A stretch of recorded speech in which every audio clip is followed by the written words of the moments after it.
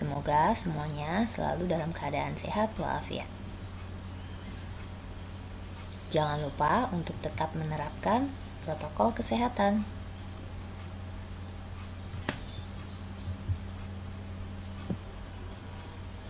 Pada kesempatan kali ini, Ibu akan menjelaskan tentang materi yang nanti akan keluar pada saat ujian sekolah, yaitu materi tentang sistem peredaran darah pada manusia.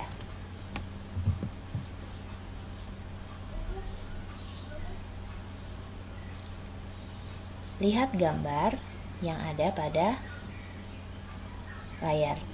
Di sini adalah merupakan gambar dari jantung. Sistem peredaran darah kita terdiri atas jantung, pembuluh darah, dan darah. Jantung kita terdiri atas 4 bagian, yaitu bilik kanan dan bilik kiri, serta serambi kanan dan serambi kiri.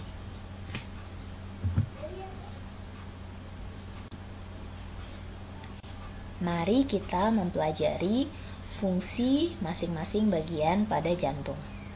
Bagian yang pertama adalah pembuluh nadi. Fungsi dari pembuluh nadi adalah mengalirkan darah dari jantung ke seluruh tubuh. Sebaliknya, fungsi dari bagian pembuluh balik yaitu mengalirkan darah dari seluruh tubuh ke jantung.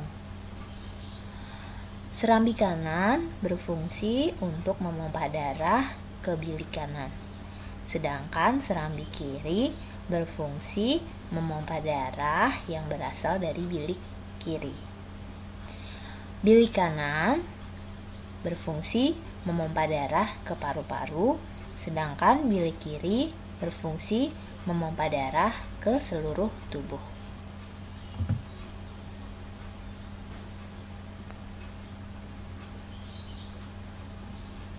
Perbedaan pembuluh nadi atau arteri dengan pembuluh balik atau vena. Perbedaan yang pertama terletak pada isi dari darahnya. Darah pada pembuluh nadi berisi darah yang kaya akan oksigen atau disebut juga darah bersih. Sedangkan pada pembuluh balik berisi darah kotor yang kaya akan karbon dioksida. Perbedaan yang kedua pada aliran darah. Pembuluh nadi mengalirkan darah dari jantung ke seluruh tubuh, sedangkan pembuluh balik sebaliknya, mengalirkan darah dari seluruh tubuh ke jantung. Yang ketiga, denyut nadi pada pembuluh nadi dapat dirasakan saat ditekan, sedangkan denyut tidak terasa pada saat ditekan pada pembuluh balik. Perbedaan yang keempat terletak pada dindingnya. Dinding pembuluh darah pada pembuluh nadi kuat, tebal, dan elastis. Sedangkan pada pembuluh balik dindingnya tipis dan tidak elastis. Perbedaan yang kelima, pembuluh nadi letaknya agak dalam, tersembunyi dari permukaan tubuh kita. Sedangkan pembuluh balik letaknya dekat dengan permukaan tubuh kita, sehingga kalau dilihat tampak kebiru-biruan. Perbedaan yang keenam, jika pembuluh nadi kita terluka, maka darahnya akan meluncur dengan deras. Sebaliknya, jika pada pembuluh balik terluka, maka darah yang menetes darah hanya menetes atau merembes saja. Kemudian perbedaan yang terakhir yaitu nama. Nama lain dari pembuluh nadi disebut juga arteri, sedangkan pembuluh balik disebut juga dengan vena.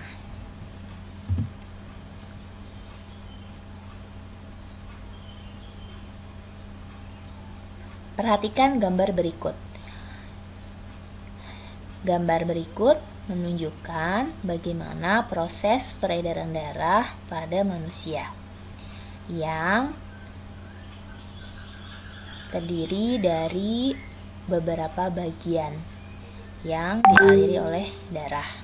Yang pertama ada serambi kiri, yang tugasnya menerima darah bersih dari paru-paru. Nomor kedua, bilik kiri, yang fungsinya memompa darah bersih ke seluruh tubuh. Yang ketiga disebut bilik kanan, yang berfungsi memompa darah kotor dari jantung menuju paru-paru. 4. Serambi kanan, yang berfungsi menerima darah kotor dari seluruh tubuh. Yang kelima disebut arteri pulmonalis, yang membawa darah yang banyak mengandung karbon dioksida atau CO2 ke paru-paru. Bagian yang keenam adalah paru-paru kita, yang berfungsi untuk menyuplai oksigen ke dalam darah. Yang ketujuh adalah vena pulmonalis, yaitu mengalirkan darah yang kaya akan oksigen dari paru-paru menuju ke jantung. Yang kedelapan adalah arteri sistemik, yang mengalirkan darah ke seluruh tubuh. Dan yang kesembilan adalah tubuh kita yang terdapat kapiler-kapiler darah. Yang kesepuluh adalah vena sistemik, yang membawa karbon dioksida ke serambi kanan, jantung. Nah, anak-anak dapat dilihat di sini bagian yang berwarna biru artinya adalah darah yang kaya akan karbon dioksida. Dia berwarna biru. Sedangkan yang berwarna merah artinya darah tersebut kaya akan oksigen atau darah tersebut mengandung oksigen.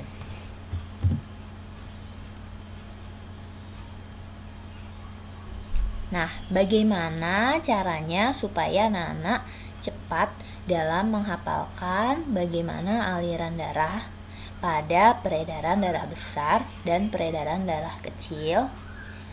Ini sering sekali soalnya keluar pada saat ujian sekolah. Nah, mari kita sama-sama memperhatikan agar bisa anak-anak cepat untuk menghafal jalannya. Nah, pada peredaran darah besar atau disingkat dengan PD besar, nah kita dapat mengingatnya dengan kata bisa.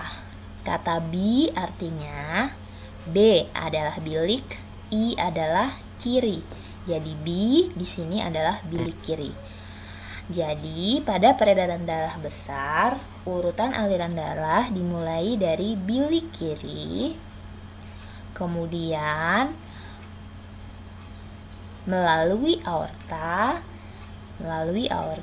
kemudian ke seluruh tubuh, kemudian darahnya kembali lagi ke jantung menuju sa. Sa itu S adalah serambi, A adalah kanan. Menuju serambi kanan. Nah, Ibu ulangi lagi, peredaran darah besar kita singkat dengan kata bisa, yaitu aliran darahnya dimulai dari bilik kiri, melalui aorta, menuju seluruh tubuh, dan kembali lagi ke jantung, melalui serambi kanan. Nah, bagaimana dengan peredaran darah kecil? Pada peredaran darah kecil, kita singkat untuk mempermudahnya dengan kata basi. Ba dari kata B, bilik, A, kanan. Aliran darah pada peredaran darah kecil dimulai dari bilik kanan, kemudian ke paru-paru, lalu kembali lagi ke jantung melalui si. S serambi, I kiri, melalui serambi kiri. Jadi pada peredaran darah kecil, darah mengalir dari bilik kanan jantung ke paru-paru dan kembali lagi ke jantung melalui serambi kiri.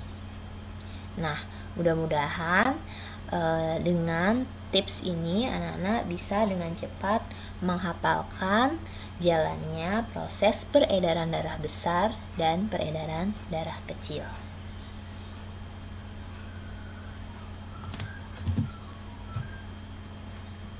Demikian tadi materi singkat tentang sistem peredaran darah pada manusia. Terima kasih sudah menyimak. Semoga hari ini menyenangkan. Selamat belajar. Wassalamualaikum warahmatullahi wabarakatuh.